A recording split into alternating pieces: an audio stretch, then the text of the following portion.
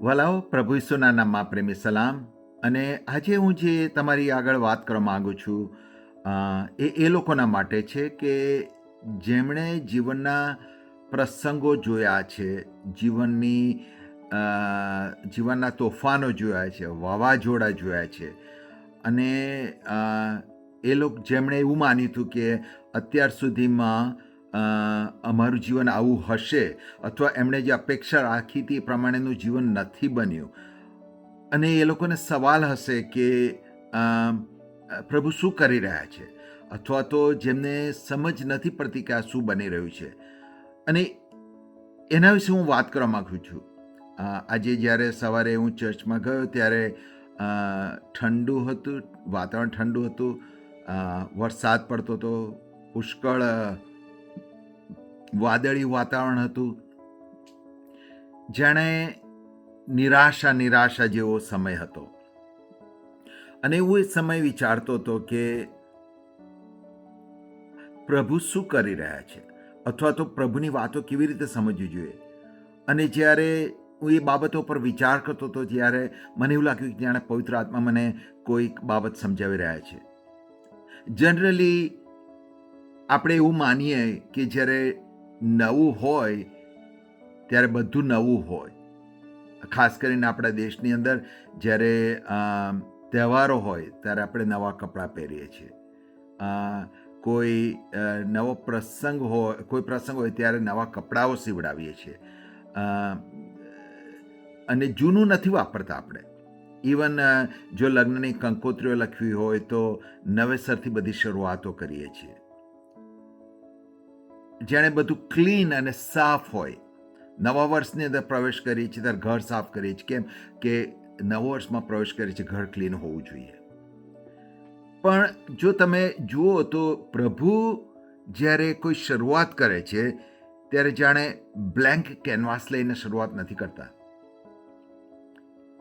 જ્યારે પૃથ્વીની શરૂઆત થઈ ત્યારે ઉત્પત્તિ એક પ્રમાણે કહે છે કે પૃથ્વી અસ્તવ્યસ્ત અને ખાલી હતી. There was a chaos. અવ્યવસ્થા હતી.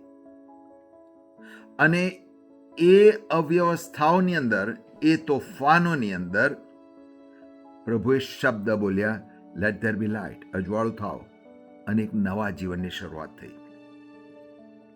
તમે જો હ્યુમન લાઈફની વાત કરો તો જ્યારે બાળકનો જન્મ થાય છે, it's a painful situation. It is messy અને પેઇનફુલ, પણ એક નવા જીવનની શરૂઆત થાય છે. પ્રભુ ઈસુએ જે અનંતકાળનું વચન મને તમને આપ્યું છે, અને એ અનંતકાળની શરૂઆત એ વધસ્તંભના ટોર્ચરસ, ક્રૂર મરણના કારણે શરૂઆત થઈ છે.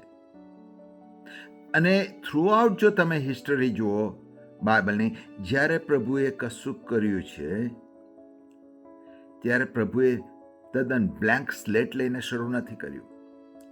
He started within the chaos. પ્રભુએ અવ્યવસ્થાઓની અંદર, ડાર્કેસ્ટ મોમેન્ટની અંદર પ્રભુએ શરૂઆત કરી છે. પ્રભુએ જ્યારે મિસ્રની ગુલામીમાંથી ઇસ્રાયેલ પુત્રોને બહાર કાઢ્યા ત્યારે મધરાત હતી. It was a dark time. Israel પુત્રોએ જ્યારે સમુદ્ર ક્રોસ કર્યો ત્યારે it was a night. Bible એવું પ્રમાણે કહે છે, એક રાતમાં એ લોકોએ સમુદ્ર ક્રોસ કર્યો.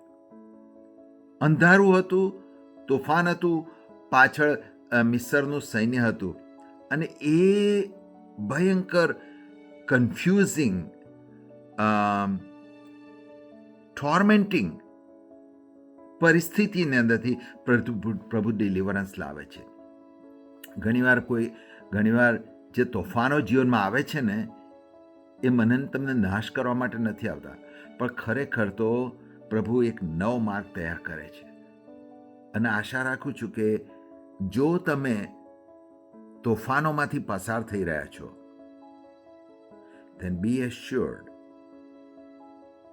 કે this is a beginning of new life.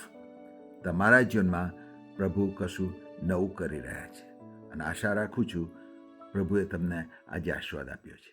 Thank you.